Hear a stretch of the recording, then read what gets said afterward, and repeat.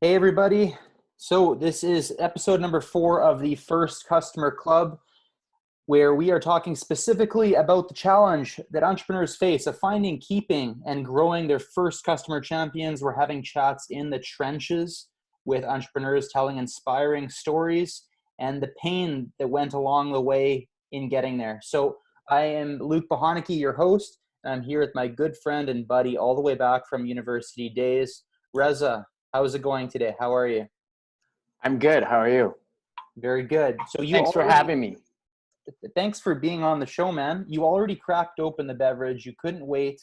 We are having Mott's Clamato Caesar. It's a limited edition, sweet and spicy mango and chili. How are your first sips? I'm good. I'm not gonna lie to you. You can't really taste the mango. I was concerned about the mango, but they definitely figured something out there. You're not a Hmm. fan of mango because I got this because it said mango. Uh, I'm indifferent to mango. I may not want my mango in my Caesar. That's for sure. But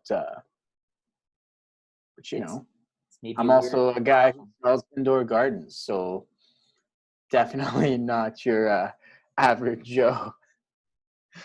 100%. Yeah. So you are the engineer, the inventor, the founder behind Nullam.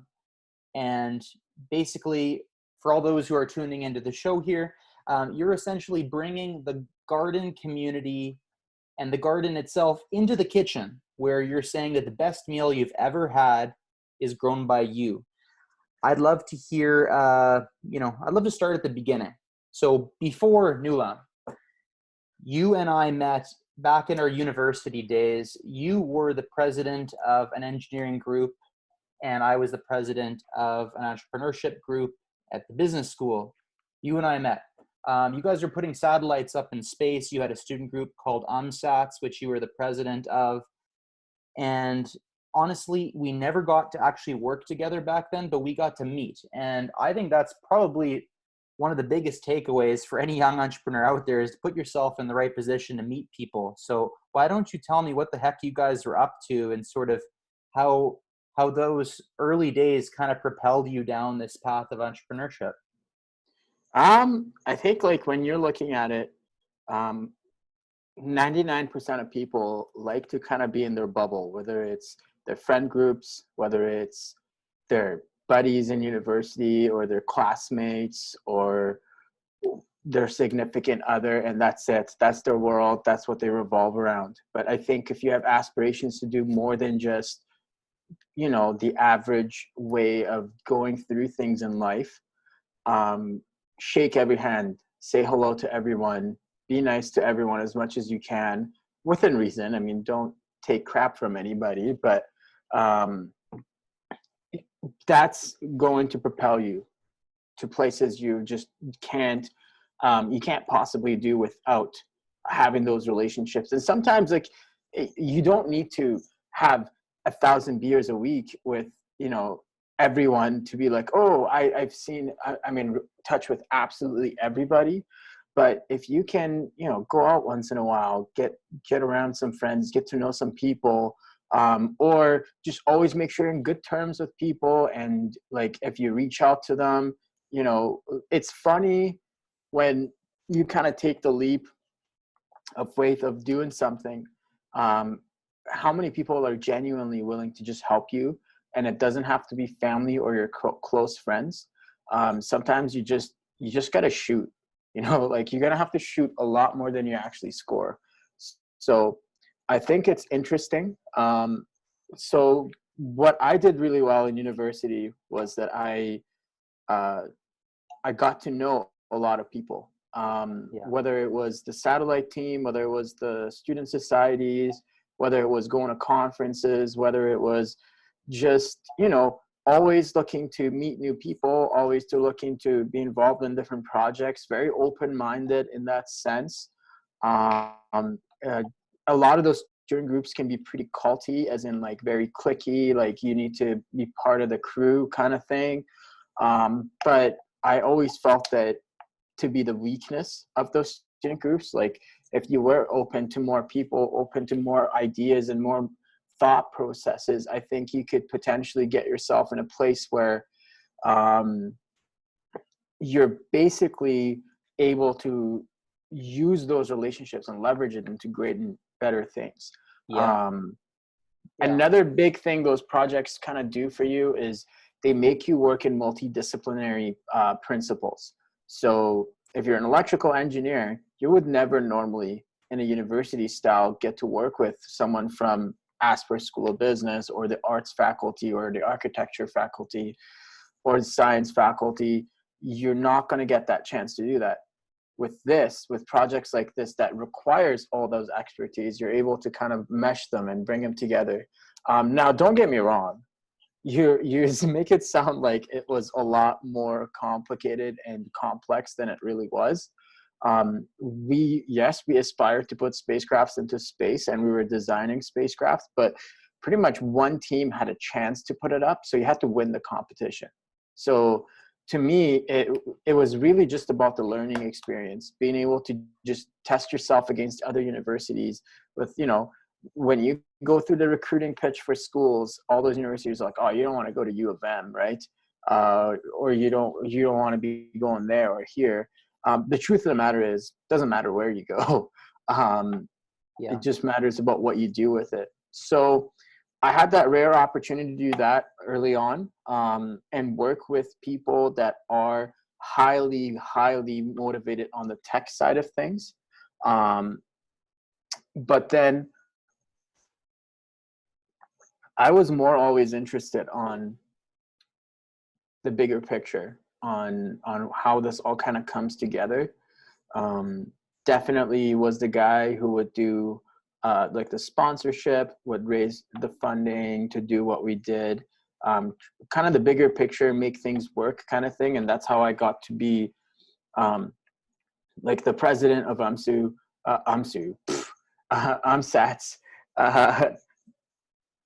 President of UMSU is also cool.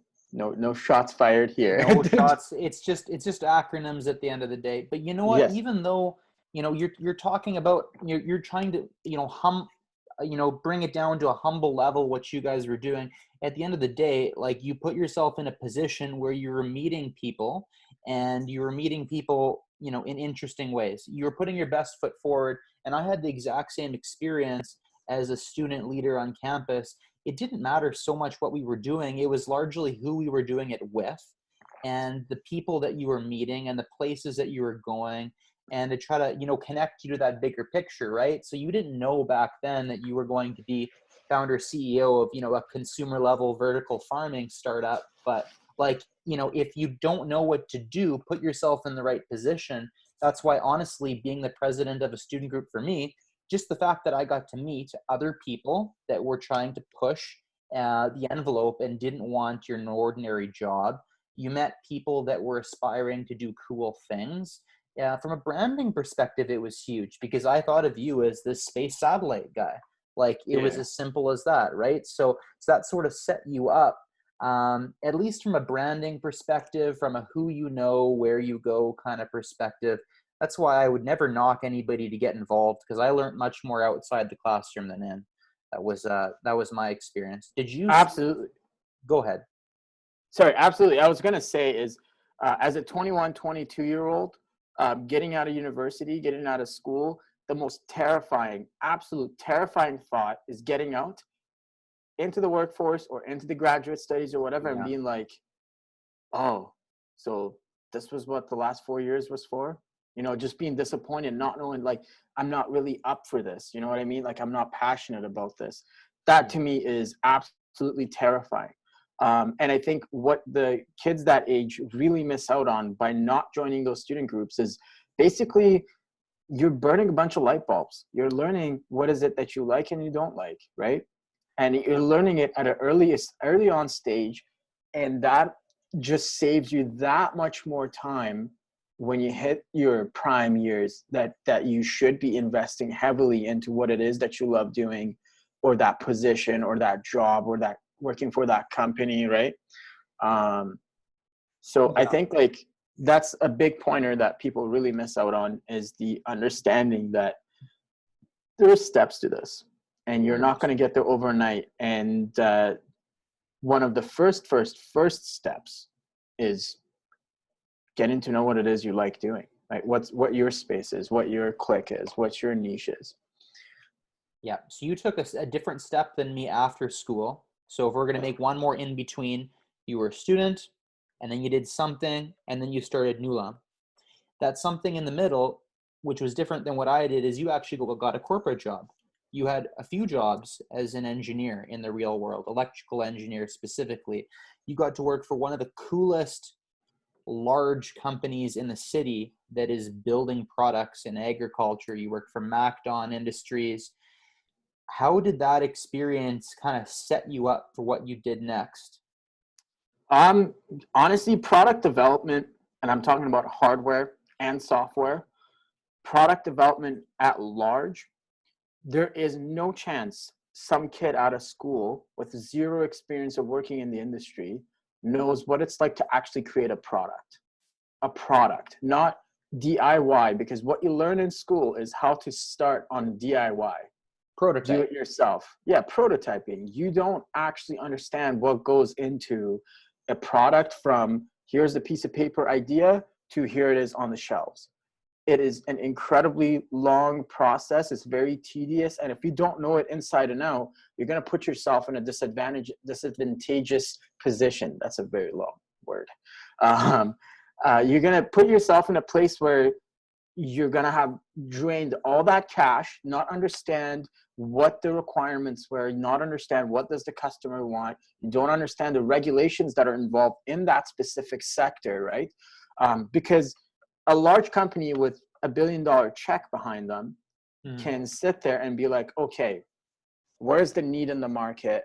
I'm going to go after that. A startup, when they're got a $10,000 check behind them instead of $1 billion check, they have to look at, okay, here is the entire ecosystem. I can't afford this, can't afford this, can't afford this because of this part of the process, because of this part of the process, because of this part of the process. And then you look at this version of the product and you're like, oh, this is within my budget, my short-term and long-term budget. And it's a great entry point because there's not a lot of, even if there is competition, there's a lot of opportunity for differentiation and providing a service that the consumer actually wants and needs compared to just being another one in the pack of wolves and trying to get out of it. Yeah. So you learned how to be lean and mean, it seems like, is one of the things, right? Know how much you can bite off, what to bite off. And you took that approach, and that was a very different approach than what I did. I come from a non-technical background. You come from a technical background. So we'll have a good chat about that. But, honestly, when I think back myself, one of my biggest regrets as an entrepreneur was actually the stubbornness I had to thinking I needed to be an entrepreneur right out of school. So I, for some reason, was brainwashed.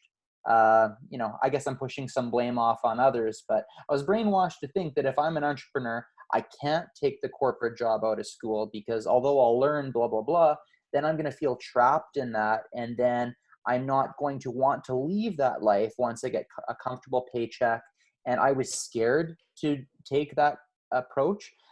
Honestly, if I think back on it, my advice to my younger self, only being 29 years old right now, I would have said to myself, Luke, if you don't clearly know what you want to do, like if it's not super clear that this is the path you want to take, go and take that job because you're going to learn a whole bunch of things. So when you do have the right idea, the right timing, the right partners, you'll make better bank of it. What would be your thoughts on that advice?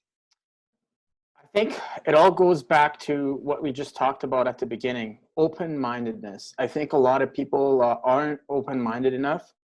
I think you're absolutely correct. There is a stigma around entrepreneurs dying in a desk job. The way I approach it is this. On a 24/7 hour week, you have about 168 hours.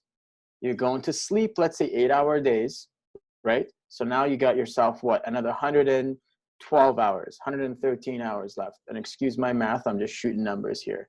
So out of that 112 hours of awakeness, if you work 40-hour week somewhere, and then you were to, let's say, give another 20 hours to food and commute and all of that stuff, you have 56 hours a week left to work on something. 56 hours is a long time to do whatever the heck it is you want. So I think like 56 hours, man, you can make a huge dent in a year. Let's say 50 hours in a year, that's 2,500 hours put towards something that you believe in and you want to take off. There's no chance why you wouldn't be able to do that.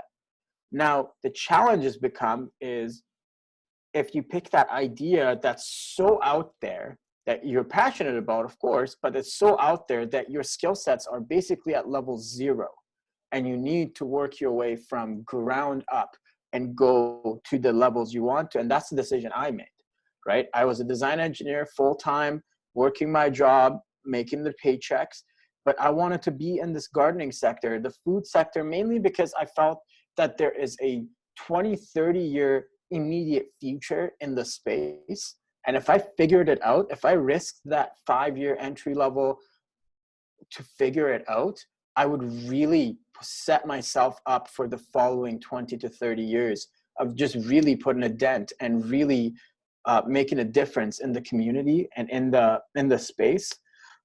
So I quit. I went and worked at a garden center. Learned everything from what does a consumer think about when they're looking at a plant. When you go buy a loaf of bread, you're looking for that loaf that's not crushed, or you're looking for the ones that are more freshly made. If you're looking at the tag on it, the time, right? Or if you're always going for a specific kind of bread, you're either a rye person or not a rye bread person. So like all those different stigmas belong in the plant world too. It's just there's a community, there is a relationship that you need to have with a plant. Buying a plant is a lot like buying a carpet. You don't buy a beautiful Persian rug that's a $50,000 online. You go to the store, you check it out. It's the experience of gardening. All of those things, you can't pick that up by reading an article on some blog, right? You have to live it. You have to work it. And what that does, it allows you to build relationships in levels, in ways that nobody else can. The relationships I have with those garden centers, because I worked there, because I was in their front lines, because they watched me do the work, is different than some engineer that's just like, hey, I got this design, and they're going to just laugh you off, right? Like they're not going to have even that conversation with you.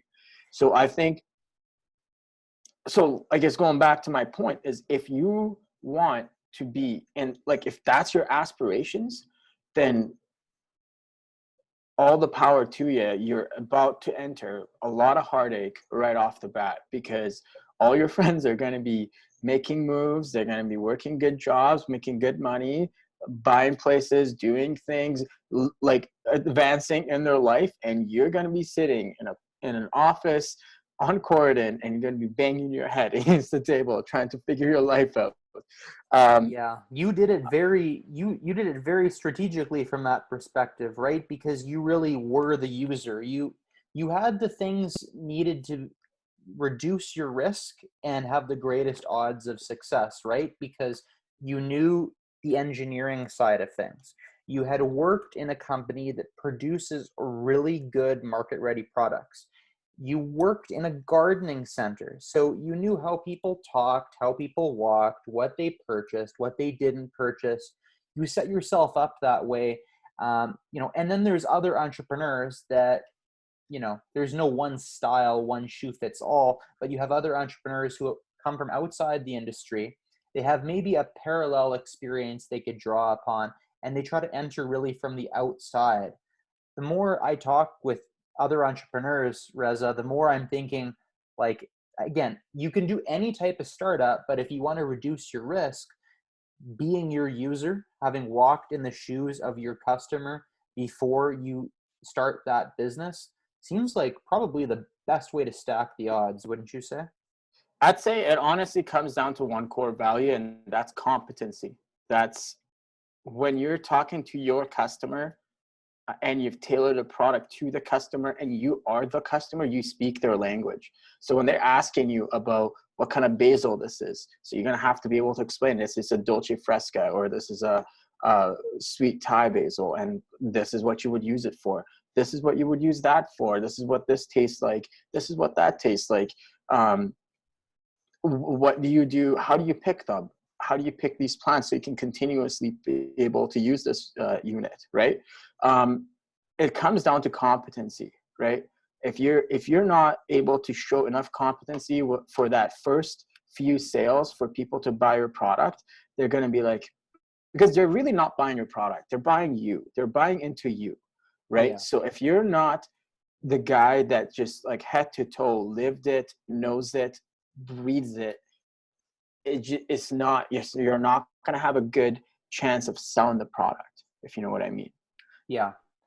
At what point did you realize that you were going to start this business? You had all these experiences that set you up perfectly to do this. Did you know 5 years out that you wanted to start Nullam? Or when did you decide to do it? What was that like for you? Entrepreneurship has been in my family for a very long time. From my grandparents to my dad and then to me, and each one of them had their own gig. So they start up from Nice. nothing. My dad basically sold out everything, dimes to a dollar, to move us from Iran to Canada, just so we could, afford to live here. And he came here, just worked a labor job. So at 14, 15, I've been wanting to step my way to do this. So it's been 15 years in the makeup of being able to do this one day. I've been building and building and building as far as like what the skill sets are required. What do I need to do? Pretty much have worked every job on the face of the earth. Never really too fancy to work a job. Never, never looked down on work. And I think that's the day, if you're looking originally when I wanted to really start it. And Luke, you're really lucky because I haven't shared that with anybody before. So it's pretty much, it's been a personal vendetta for me for a very long time. But I do believe that when you're looking at, when I actually put down the chips on the table and said, okay, this is the space I want to be in. This is the products I kind of want to develop. And let's see where we're going to be able to take it. You're looking at June 2016. That was basically 6 months before I quit my job and went full force. And I haven't looked back. So Wow.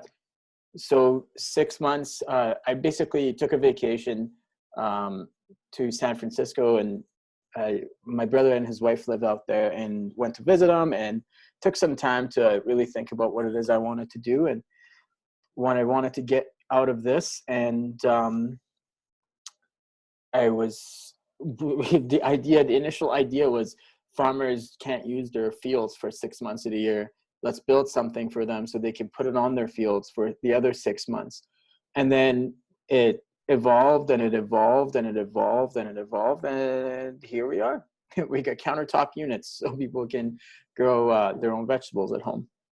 Yeah, it's evolved, right? It didn't, you didn't know what you were doing, in 2016 when you said this is what you're going to head on to. I got my screen sharing here and seen some of your most recent posts on social. Like your product didn't look like this day one, right? How did you figure out? So from what we're looking at in these pictures, which please explain what we're looking at, but what did you start with? And how did you start moving in the direction of this? So the first time that you started to produce something, did you do it because, you had a customer lined up? Did you build something that you thought the customer would like, show them and iterate? Or what were those first few pivots like for you? How did you decide what to start with compared to what you have now? Okay, so this is a very competitive space. And basically what I did is I bought every single one of the products that the market has to offer, and I tried them all. And I was like, oh, so this is where they fail. This is where they fail. Now, I had the rare opportunity to be, to have a relationship with a few of the shops in town and be like, hey, so like you guys have been selling these products. What's the downfall? Like, what do you like about this and that or the other, right? And then we kind of took it from there, started to accumulate a bunch of requirements and a bunch of pointers that would set us apart. And then it basically became a mission from there to create something that looked elegant enough that people wanted on their countertop, but then it wasn't a huge manufacturing grind to get it done. And we could work around some of the regulations that were in play to be able to deliver the product to the shelves. And we started to kind of understand a little bit that the market revolves around two different sets of products. You got your click and grows of the world, kind of like the Aero Garden, and they come with these sponges that are pre-injected with nutrients. So they sell the idea of a smart garden. So if you were to kind of think about it, at the core of it, once you get beyond all the bells and whistles, you're basically looking at a product that grows food out of a sponge full of chemicals. Not really the core value of what I'm about, right? So when I'm looking at what we're trying to build an organic way of growing food indoors. And the unfortunate thing about all of these products, another big unfortunate part, was that even if they work with soil, they all work with seeds. Now, the issue that comes with seeds is not every seeds are good. And it just goes back to the core idea of why do garden centers even exist, right? If you were to look at why do any garden center actually exists, it's because 99% of people, and that may be wrong, it's probably like 70 or 80% of people aren't comfortable seeding themselves. They want nothing to do with the process of seeding. They want nothing to do with understanding how one plant or the other works, right? People are lazy. And it's not just lazy, man. It's the know-how. And if you don't want to invest the time and it's not your passion and you just want the end product, right? Seeding isn't necessarily for you. And even with the sponges and even with that, you buy this beautiful thing. Now let me wait 6 weeks for my basil to come in. You know what I mean? Like, and after that, I might be able to keep it for another few weeks until it's dead. And then now I got to go buy another puck again to put in there. It just made it glaringly obvious about what was really needed in the market. And when you're looking at the other products that are out there that don't work with seeds that you could put in plants, the starting value is at $500. If I'm getting into indoor gardening and I've never planted food indoors, do I want to try to get into it for $120, for $100, for $80? Or do I want to try and get into it for $600, $700, right? Not a lot of people are going to take a flyer on a new idea or a new concept for $600. For $100, yeah, they take a chance, right? There was a startup out of the Silicon Valley area just about when I was starting. They had created this tower kind of like idea that was the value was like $5,000 US. And their CEO basically said, I put some money into this to develop this for people to buy, but then he basically bought stock in the Click and Grow company. And he was like, basically, here is a video of me admitting that those guys got it right. We got it wrong, right? Now, basically from all of that and from years and years of, from at least 4 years of standing in front of customers and trying to sell product, we are now finally there to a point where now we're about to roll out our subscription program. So what the subscription program does is basically it sets us as the only indoor gardening company in the whole world that will deliver the unit to your door with pre-grown plants ready to be harvested at day one. So that allows us to basically, with your monthly subscription, you get 3 redos in a year. and the plants come with organic nutrients that allow you to just regenerate as you pick. So every 3 to 5 days, you'll have your new harvest again. So it allows the customer to simplify the process. It's pretty much a guaranteed success as long as you water the thing, which is like with any plants, you don't water it, it's going to die. And you want automated watering, even that you're going to need to fill up the tank. So if you don't fill up the tank, you're Yeah. still out. And you didn't, this is not your first version. This is not your second, third, fourth, fifth, sixth, seventh, eighth version. What version are you on right now that you're finally rolling out something that can hit worldwide markets? We're version 22. Version 22. Okay. Just want that to be crystal clear, because it's not like you sat down and you were sitting on a gold mine day one. You loved the industry. You had an idea for a beautiful product. You knew what the pains were yourself. You still triple checked everything by going back to the relationships you had built.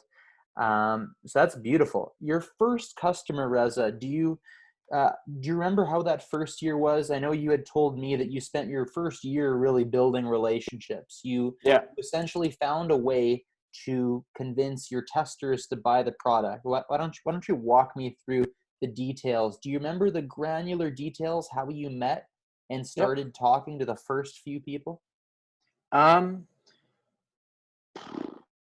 So the first 5 to 6 prototypes we built, I literally built them with a table saw and a hand router in my garage, unheated garage at -30, like 5 layers on, and just the crappiest space heater of all time.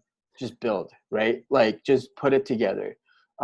We did that, and up to that stage, we didn't sell any of the prototypes. But at that point, that was when I had probably put into it about 10K. Okay. I was like, okay, like whatever I'm doing, it isn't working. We're not close to a final product. I need to find ways to make this sustainable. I don't need to make a living. I don't need to be driving a sweet car and have a beautiful home by just simply prototyping. I just need the cost of the prototypes covered somehow.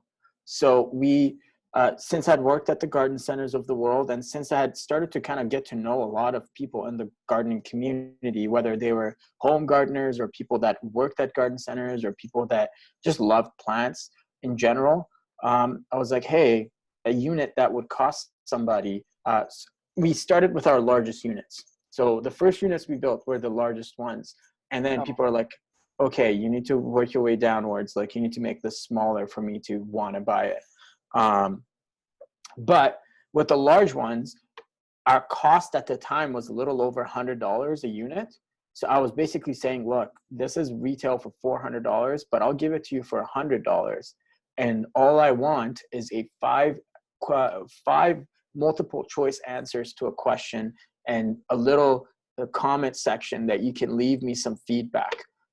And I would only check on you every couple of months. I would provide every little nuance that you would ever need with the unit. But it was under the understanding that it's not a final product. It's a prototype.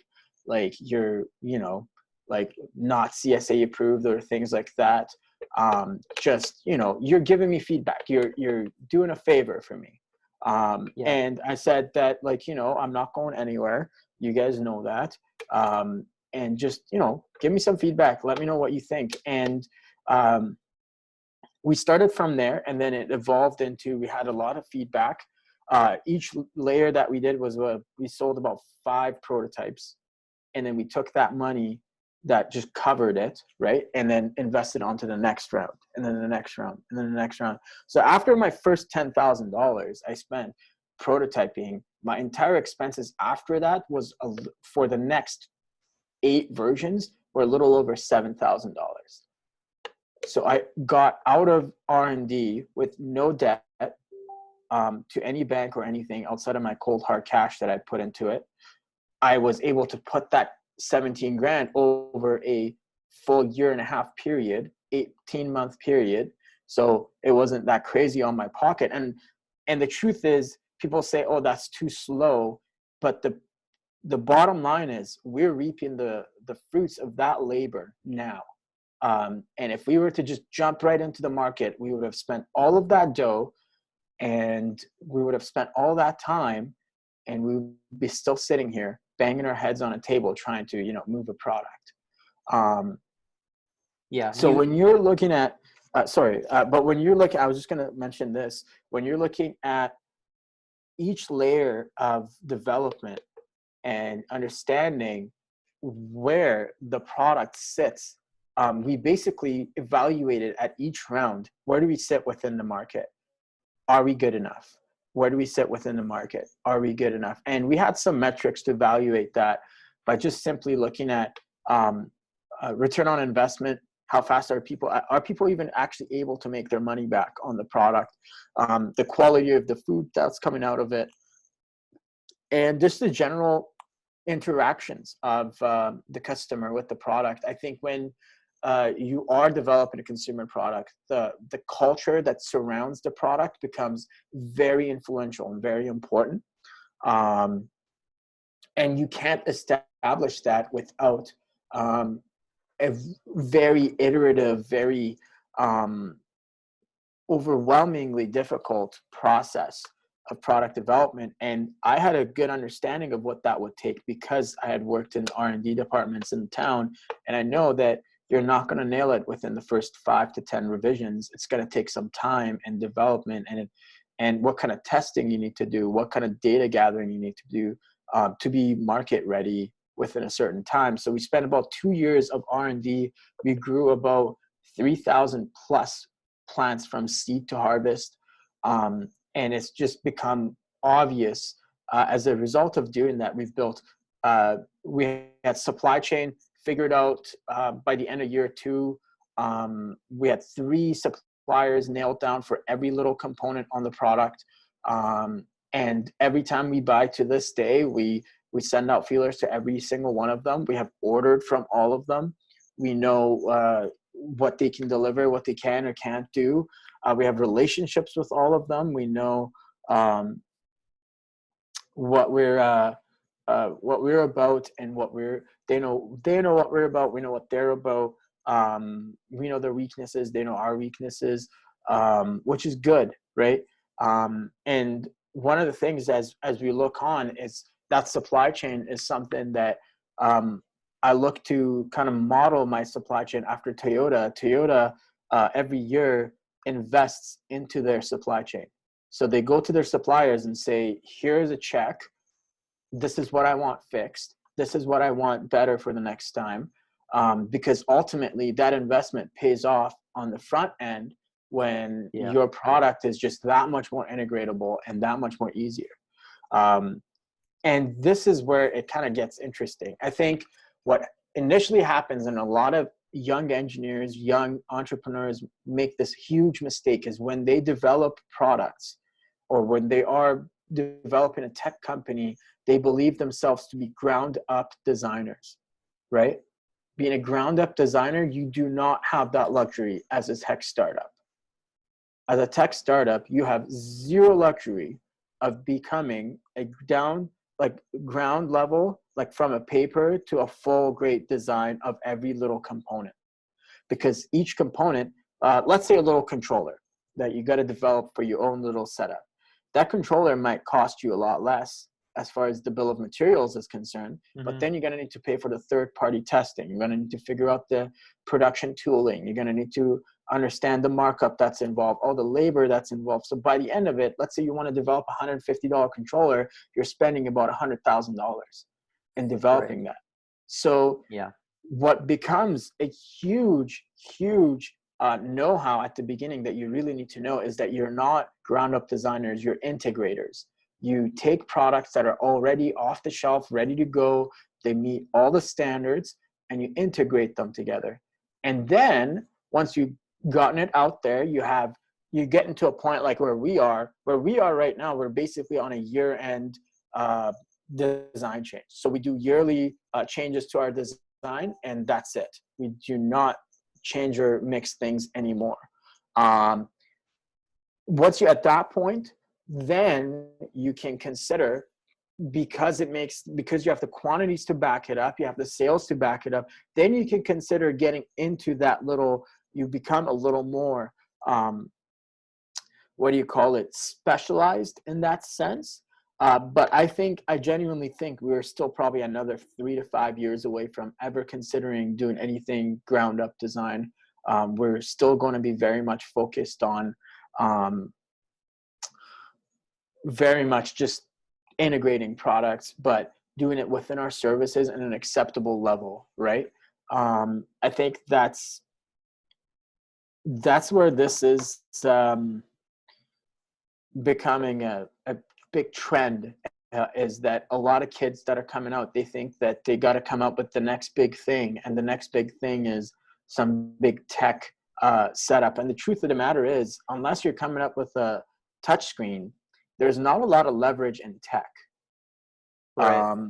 And maybe it's me being an engineer that I can shoot off like that, but the truth is, like, unless you're creating that much of a cutting edge tech to the point where the industry is like, okay, all right, like this is an industry altering tech, then they'll be like, okay, well, now you have the leverage, right? Now you have the patents and the leverage. But Yeah. when you're looking at just a regular startup that's looking to get into the game, you don't really have that much of a luxury to leverage your tech. That's why you have to build convenience and overall processes around your business that make it so attractive for the customer to be like, okay, boom, let's go. I'm into these guys. Yeah. You said a lot of really good things there. I love what you said about how we're not designers as much as we are integrators. You talked about your earliest days stories, getting your first prototypes out there, where really your engineering was synchronized with your customer feedback loops. You were not selling initially to make money, you were selling for feedback, which I think is a beautiful thing. The fact that, if you were to put it into two different categories, you think you got those money hungry entrepreneurs that just want to sell something before it's ready, and then you have those engineering teams that even when everyone else would think a product's perfect, it's not good enough to put on the shelf. You sort of did the best thing of both worlds. You probably lowered the expectation, told somebody it's a prototype, you sold them something, they knew it was early, but you did it for the single purpose of getting feedback, to get to where you wanted to get faster, right? And in all honesty, with the amount of like actual vegetables they got out of it, so it was probably like worth the bang for their buck to do Probably a it. good deal. Yeah, and I think a lot of people are scared of getting negative feedback if you put out something and it's too early, right? I think it all depends on the context. If you're going to do massive press releases and say, we have the greatest thing since sliced bread, then make sure your thing is bulletproof. But I think if you take the more grassroots approach, which is your approach, and which is what I've done in the past too, you let people know this thing might break. That's why we're not charging you 400, we're charging 100. But if it breaks, we have a personal relationship. You can trust me to step in, and I'm going to make sure that you get what you paid for, even if it's my extra blood, sweat, and tears, right? And I'm sure you had to do that a bunch of times for those first few customers.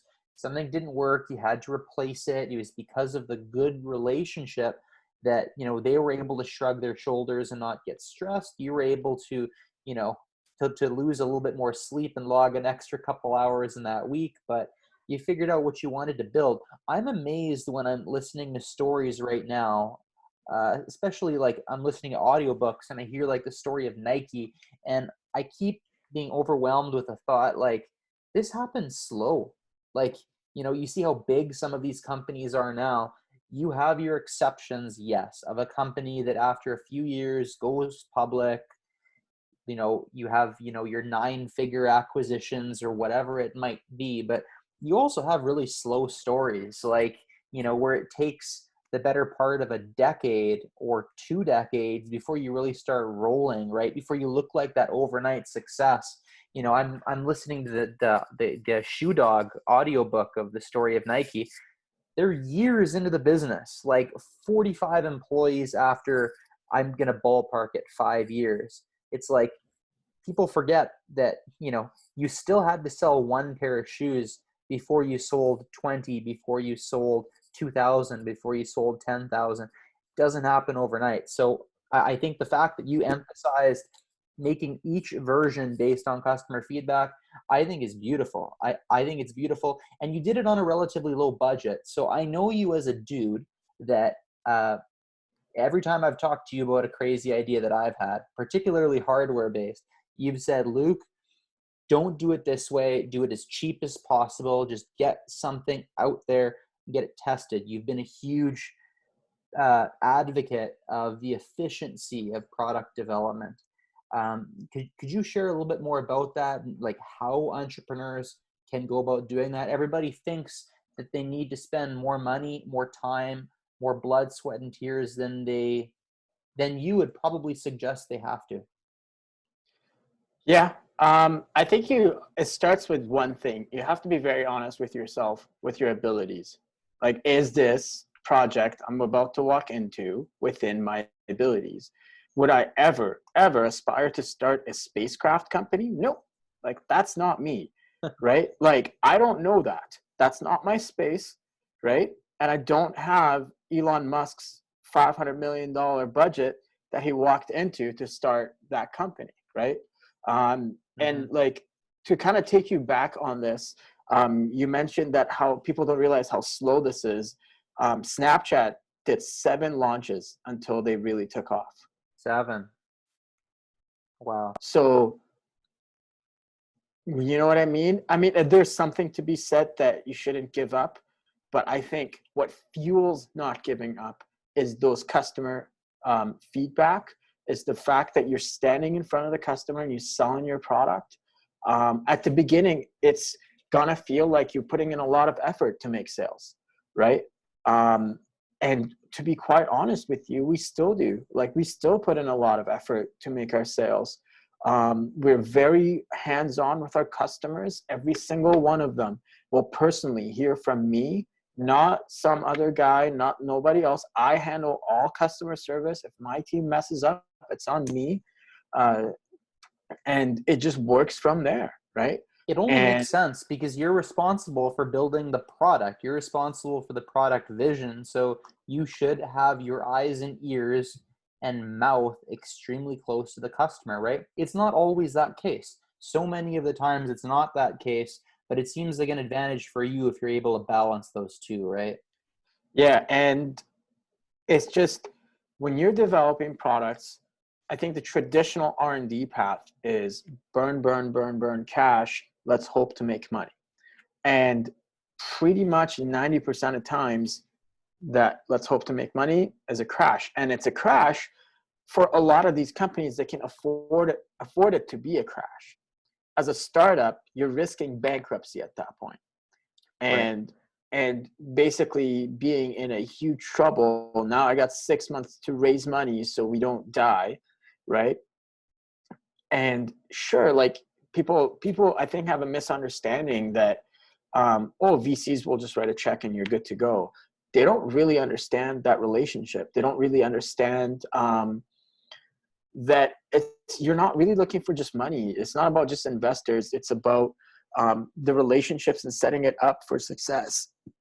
If you are, let's say, $500,000, $1 million in debt, building a business, and your product is not out yet, there's probably a good reason for it, right? So you need to, like, look at the way you're doing things. And when I was developing it, when I was 10K deep into it, I realized, you can't continuously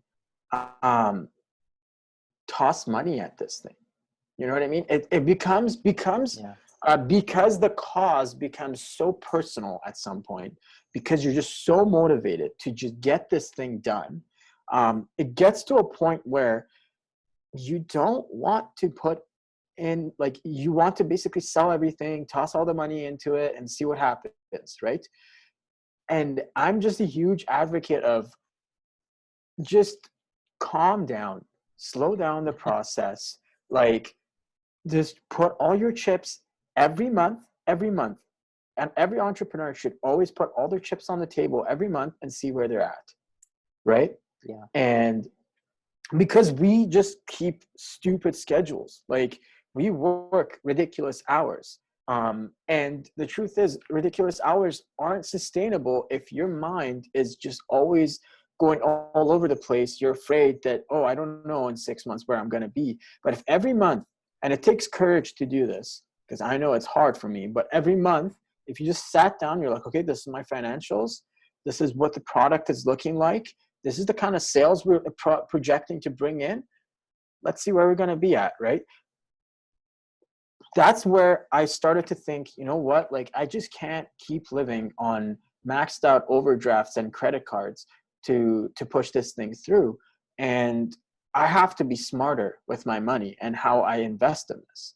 So that's when I started to think about a profitable R&D path, an R&D path that you are bringing in cash flow. It's cash flow that's leverageable to the bank's eyes, to the investor's eyes, to any organization that you're ever going to work with.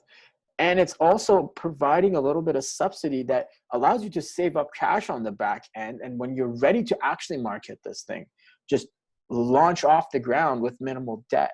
Yeah. And I think like nowadays it's very much overblown that you need to grow a business to a $200 million valuation or you're never going to make it.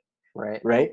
The truth of the matter is nobody has a true monopoly over anything. Right.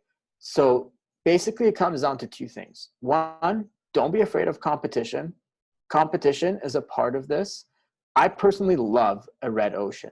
I love a red ocean because I think competition makes the cream rise to the top. And I think like it allows for innovation. So if you want to really make a difference, you're looking for competition. You're not looking for it to be no competition. You're looking for a space where there's other people trying to eat your lunch money. And now you have to work and be smart about what you're doing to be able to make that work.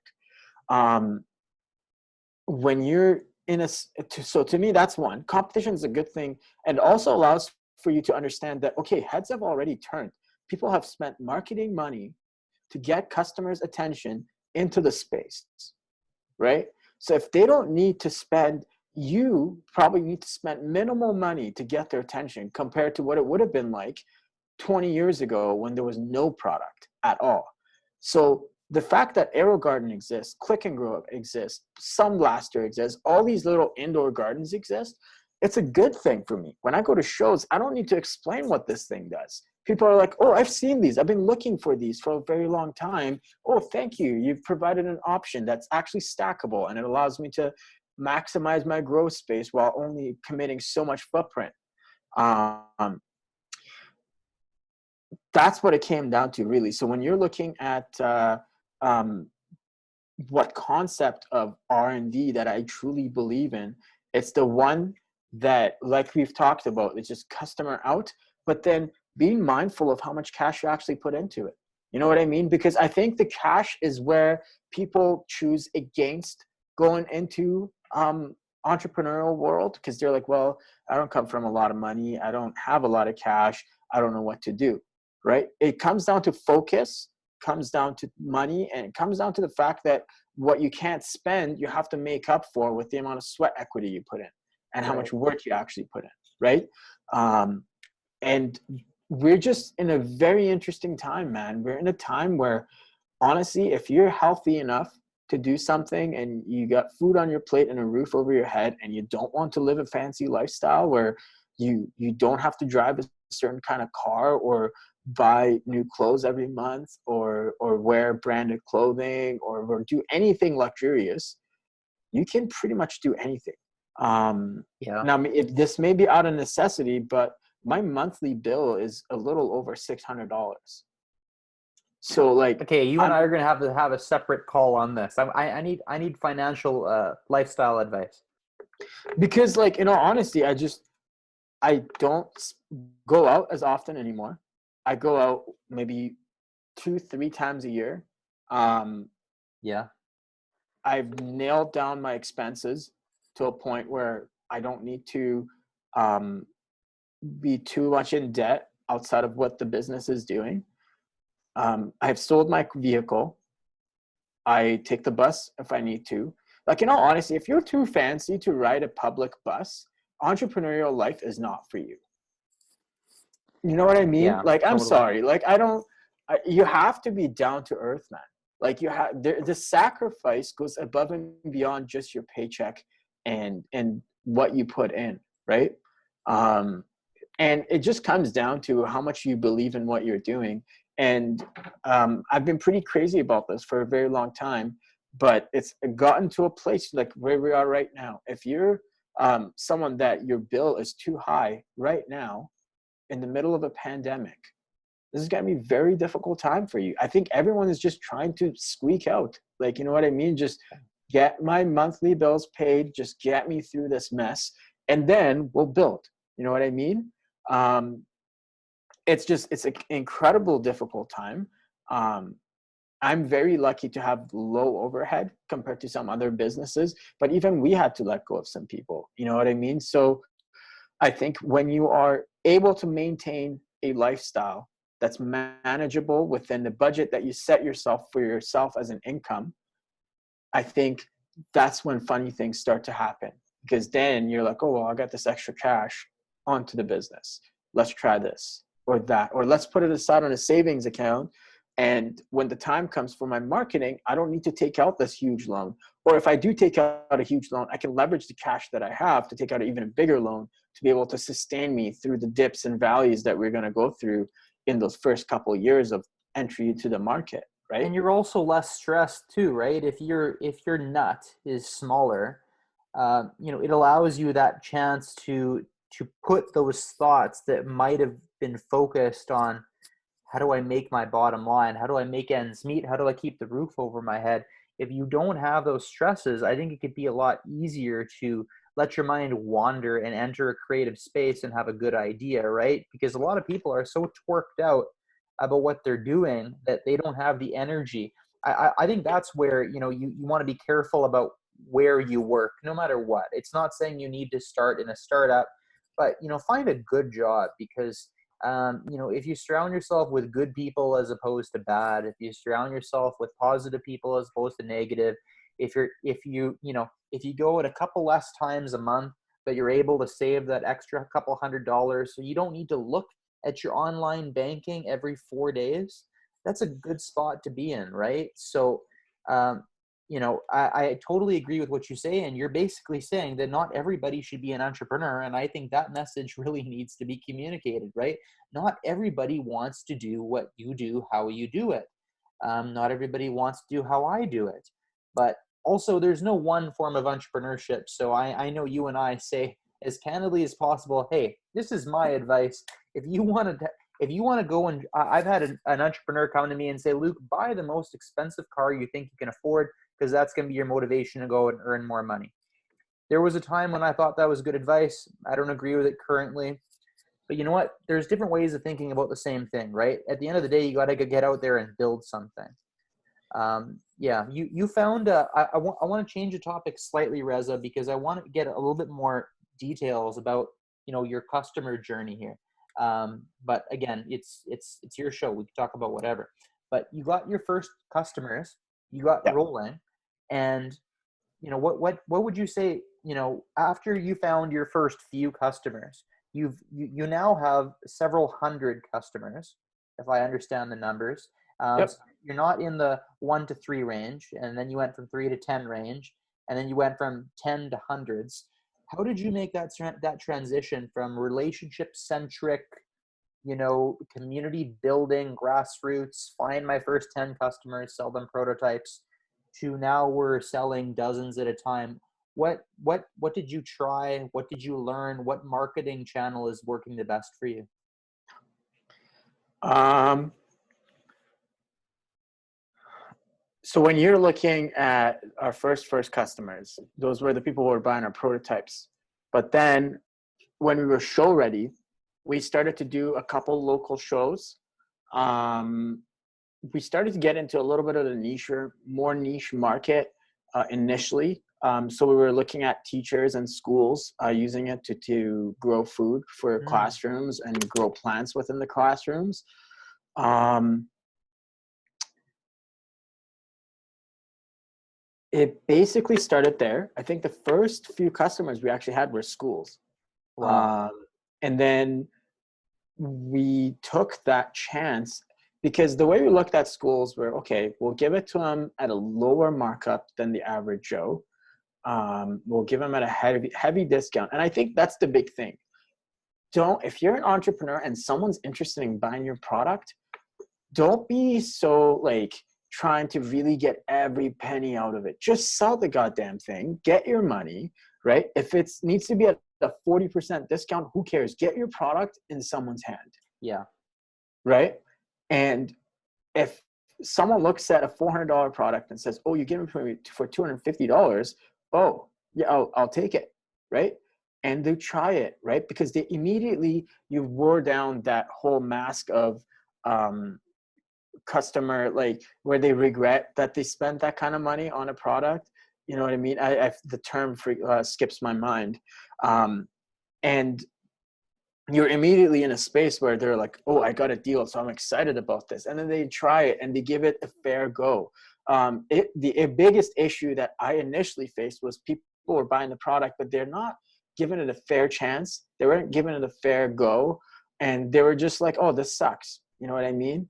And I was like, well, did you try this? Did you try that? They're like, no, wasn't worth my time. I was like, well, I mean, you spent $280 on that unit. You don't think it's worth your time? But what happened was when we did drop the price and give discounts, we didn't drop the price. The price stayed the same, but we just started giving out discounts. Right. That's when it started to get more customers. And we started to really find our true customers and who they were and what they were buying. Initially, we thought millennials were the ones who were going to buy this product. The truth is millennials love the product, but they can't afford it, right? So it's the parents of the millennials who buy the product. Basically the moms, the dads, the organic aisle shoppers, the people that are now all of a sudden concerned about the food they're putting on their plate, right? And that doesn't usually happen unless you have a kid, right? Because I know for myself, I'd be okay with eating KD every day, but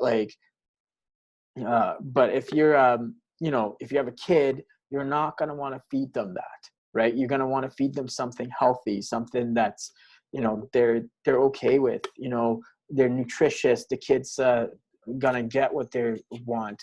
That's why, like, as part of our branding, we preach childhood obesity as like a big part of it is because they're not getting the right nutrients.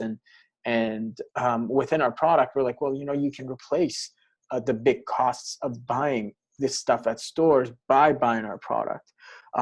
So the first few customers, and I mean, even to this day, we have a little over 220 customers, probably more. I haven't looked at the actual stats lately, mainly because we're fighting for our life. But Thanks, COVID-19. Yeah, thank you, COVID-19. But basically, what we do even to this day is we reach out after a few months of them using it. Now there are customers that we have missed out on. And there's customers that are like, hey, I bought this with the mindset that it would be this, that, or the other, a couple months down the road, but it wasn't. And some of them are fair, like their application that they wanted just wasn't within what we do, wasn't within what we offer. So we just give them their money back, take the product, sell it to another person, right? That's what's, I think, interesting to me is that you have to be so open to the customer being like, look, I'm not sending you some customer rep guy or gal. I'm sending you the guy who made the business. I will show up in the middle of the night and take the unit or fix it or whatever that you need me to do, right? So I think like you have to make them so comfortable that they're willing to take a chance on you compared to the guy that's already on the shelves, that's backed by IKEA and all of those guys, right? Yeah, no doubt. It seems like the customer service promise is like a no-brainer, right? Because a lot of the time your early day customers care just as much about the price as they do about another major factor, which is what if this actually doesn't live up to its expectation? What if this doesn't work? What if it never arrives to my doorstep, right? You know, it's not like when you buy an iPad on the internet from apple.com, you know you're going to get something, you know it's going to come in. Heck, you can That's almost you could almost cheat them and send them back an old cable and be like, "Hey, it came and it looks like crap. I want something new," right? So they're so customer service focused. They have such a big brand.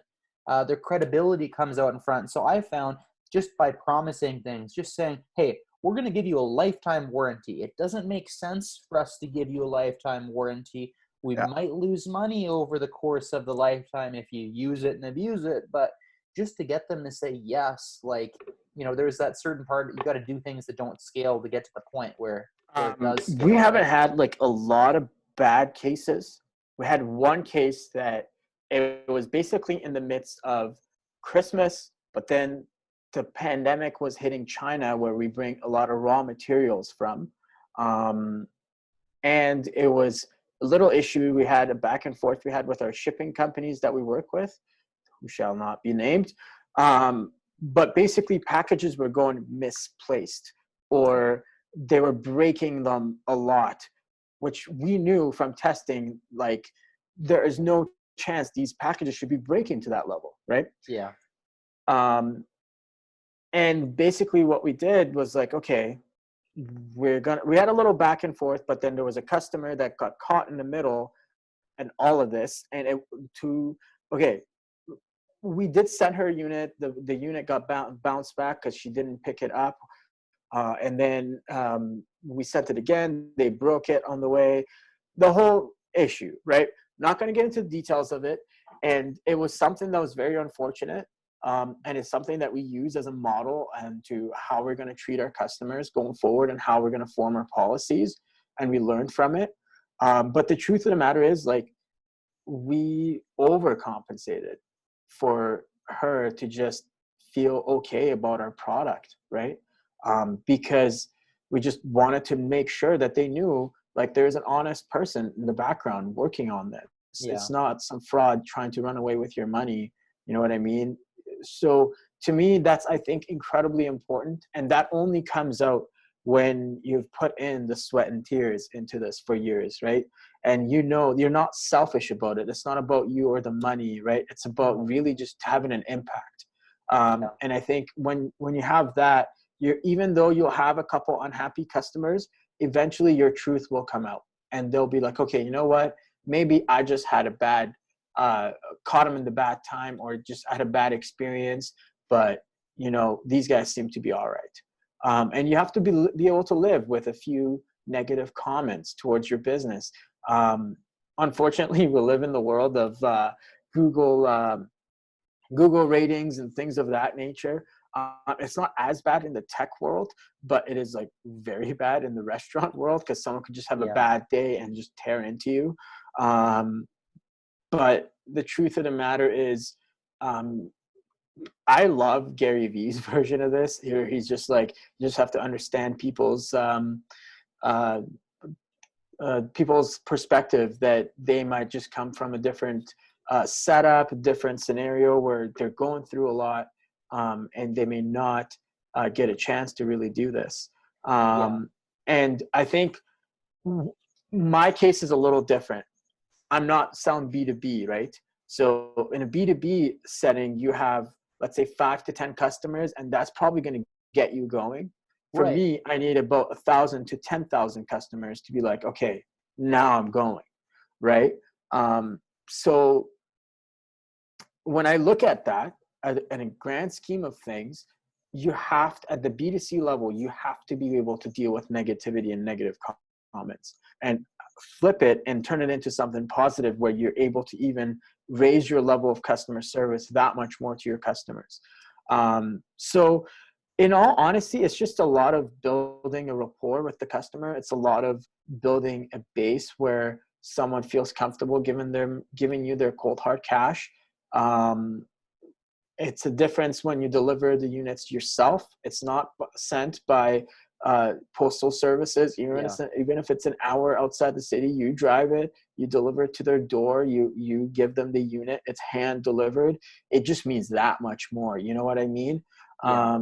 So to me, like, I don't mind putting those things. And when I talk about sweat equity, sweat and tears of the business, that's the kind of things, like, that's money saved right there. You don't pay the shipping costs, and it means that much more to the customer. They're willing to work with you that much more when you wear a nice pair of pants and shirt and deliver the unit right at their door. Do you know Yeah. what I mean? And you have a chance to learn more that way too, right? So like, whether it's a positive or negative interaction, you can learn from it. We always hear about that. You can learn, there might be some exceptions. Yes, there are some customers that are just having a bad day. And I don't believe anybody has a negative intent. Very few people are evil by Yeah. their nature. People just might have a bad day, might have said the wrong thing. People make mistakes. But, these people, aside from a select few, the people that say your product sucks, if you actually have the humility to ask them why and ask them what, I think it's very important for every entrepreneur to have, on their tool belt, a handful of really good expressions and sayings and questions to ask the customer. Not so much like, ooh, this is our one sentence zinger about how we sell our product. That's cool too. But how to ask them certain things. Like, I love asking if any customer says no, I like asking questions similar to like, well, what does the product need to look like in order for you to say yes? Hypothetically, make sure it's not an aggressive question. Hypothetically, what would this need to be in order for you to be interested? You're not interested today, totally get it. Just help me through some thinking. We're an early stage company. What would this need to do or behave like or look like for you to become interested? And that's how my last first customer that I found about 10 in my startup career. That's how I got them to say yes. They first said no, but he was super interested. So I pushed him. And then he said, well, if you could do these 3 things, I'd be very interested. And I was like, shit, well, one of those things, no problem, consider it done. One of those things, let me check back with my team. And the third thing, I think we could do that too. 2 of those things ended up being great for all customers. One was a customization. It was a 5-figure sale. So that's one thing I Yeah. like about B2B as opposed to B2C.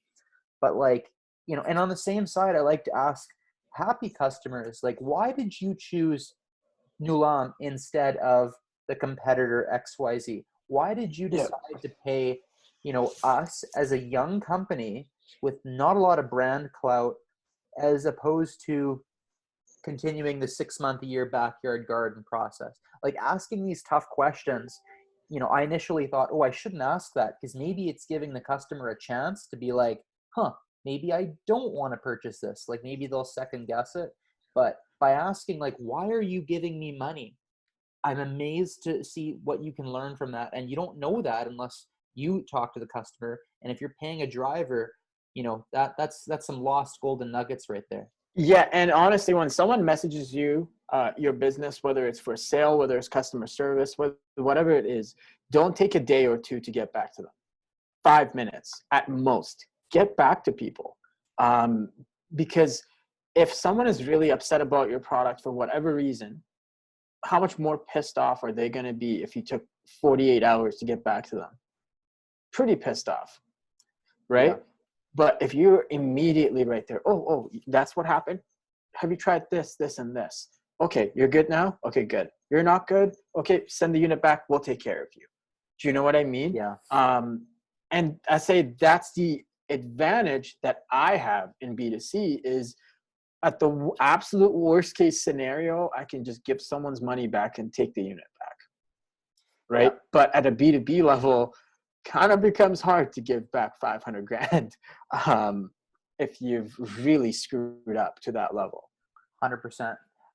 Reza, let's say that I wanted to start the same type of business you are. Let's say I wanted to start, I wanted to build an indoor gardening community. I wanted to build, I wanted to do something in vertical farming on the consumer level, building a physical product. I'm a non-technical person, but let's say I wanted to do something similar to you. Would you say it's ill-advised for someone who doesn't have the engineering experience to be building a complex engineering product?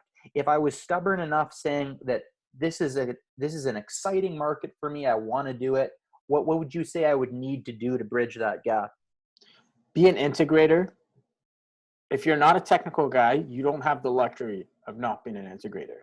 But Yeah. before any of that, before you even remotely touch anything technical, grab some seeds, grab some soil, grow something. Prove to yourself you're actually like doing this. Because trust me, the ups and downs, the valleys, the hard times, like, are not going to be possible if you don't actually like doing this. You know what I mean? So if you believe that you want to do this, you're extremely passionate about plants, prove to yourself that point by growing a plant first, and then grow another one, and then grow another one, and then another one. And then you're like, okay, I can't get enough of this. This is awesome. There is so much content online about developing tech and DIY and prototyping. If you just stick to the principles of being an integrator and not actually just, making your own things and thinking that you can make it work, there's a lot you can do there. And I think you don't necessarily need to develop a countertop unit. If that's not within your skill sets, just be honest with yourself. If you're not a tech person, don't go out developing a techie product, right? There is so much. If you're truly an entrepreneur, you can look at a sector and say, you know what?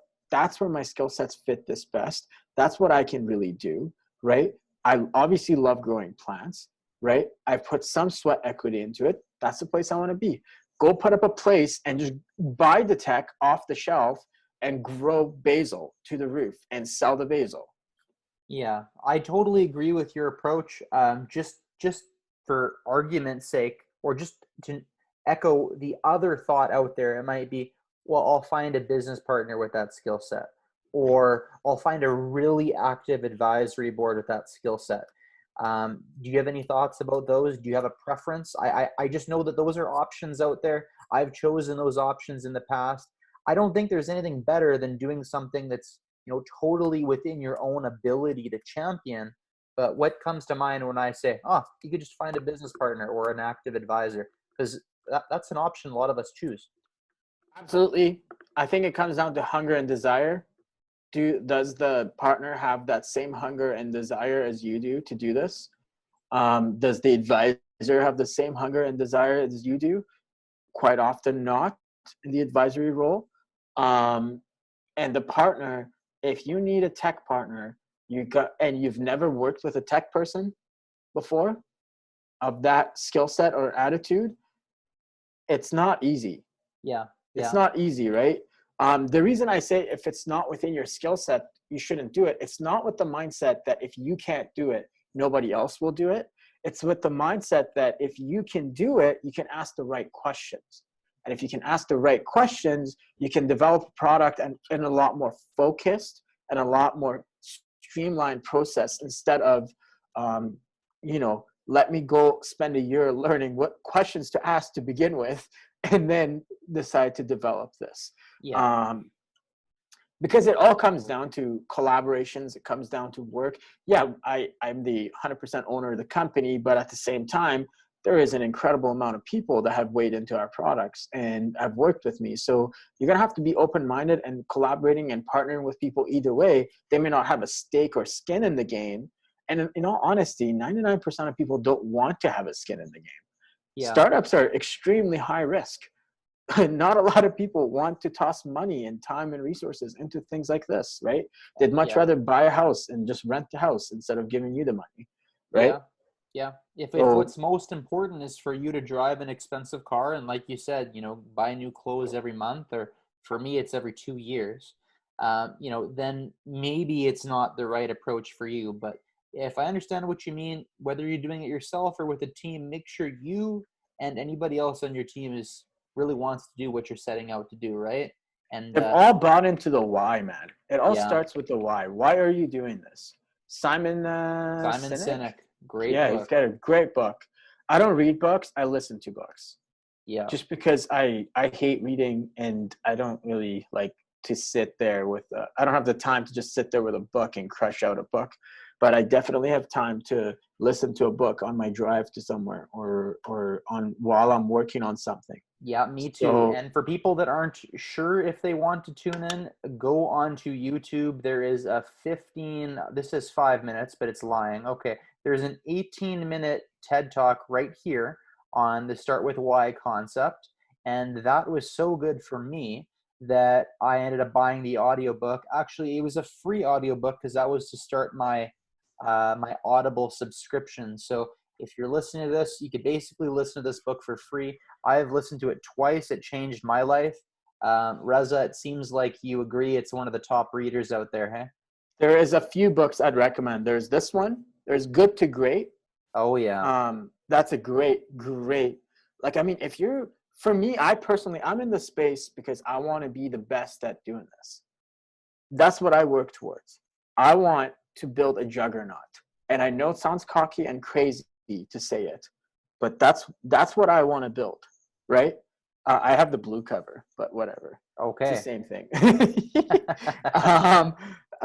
But my point is, for me personally, reading Good to Great, it just shows intent, right? It just shows like when someone's developing that, or when they're making decisions where they're looking at something, what their intent is towards that.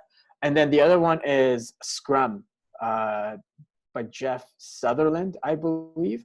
And he talks about basically a new different way of developing products.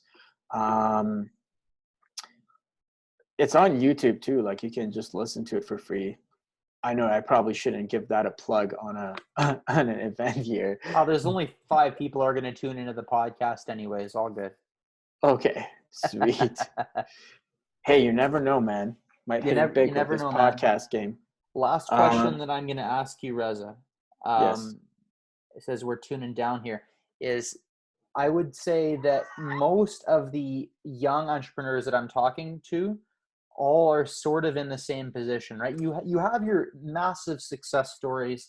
You have your hyper growth stage companies. You have your companies that have found product market fit, like you guys have, and starting to scale.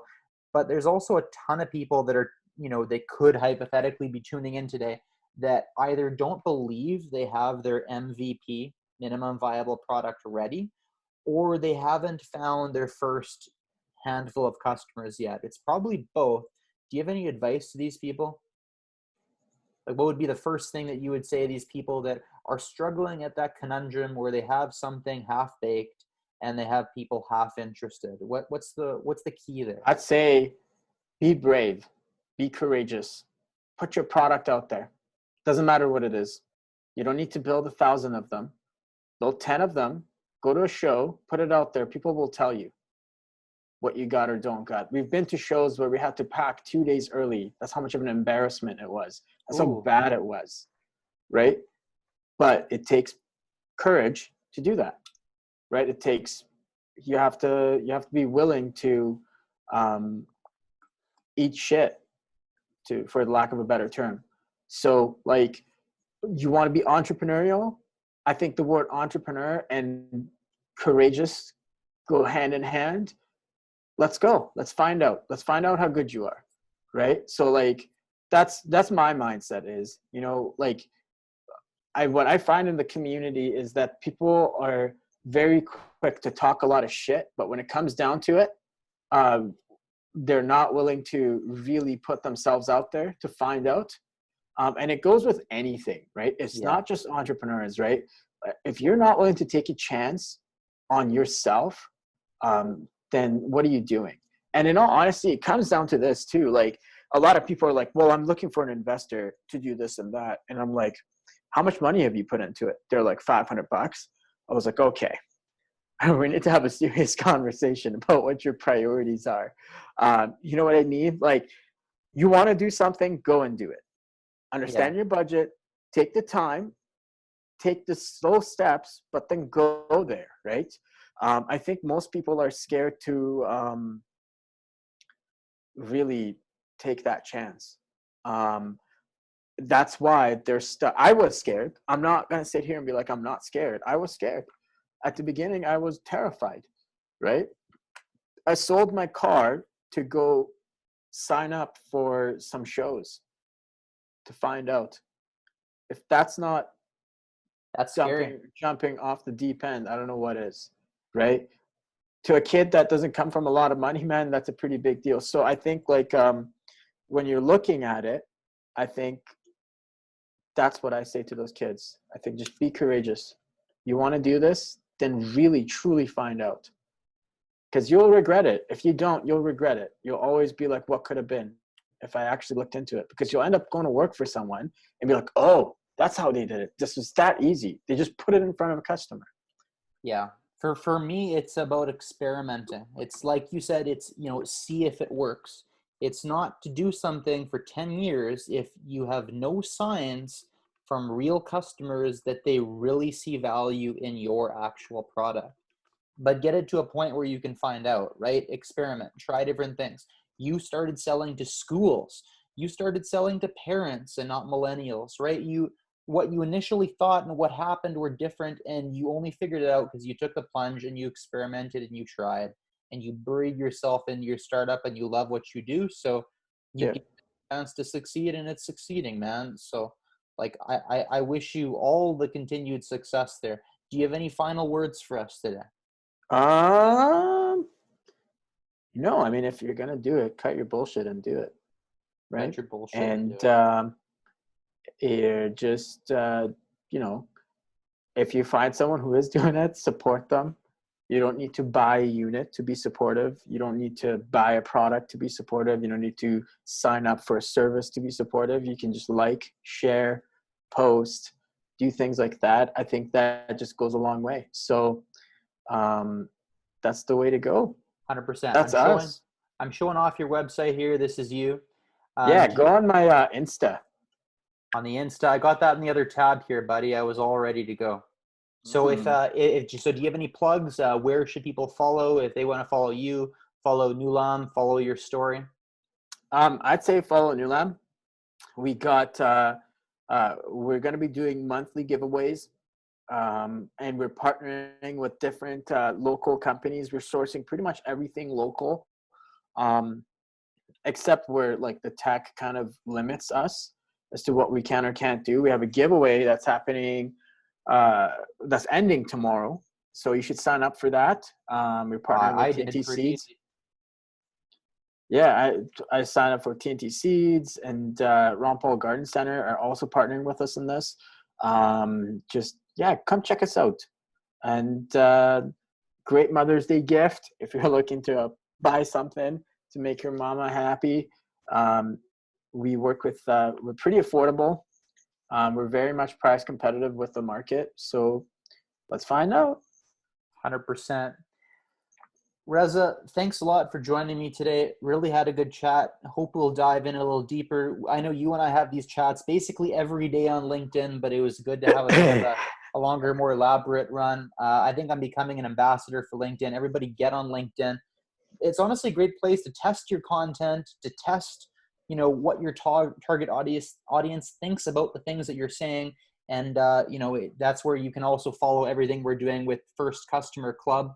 Again, I'm Luke Bohaneke, gracious to be with my special guest here, Reza from Nullam.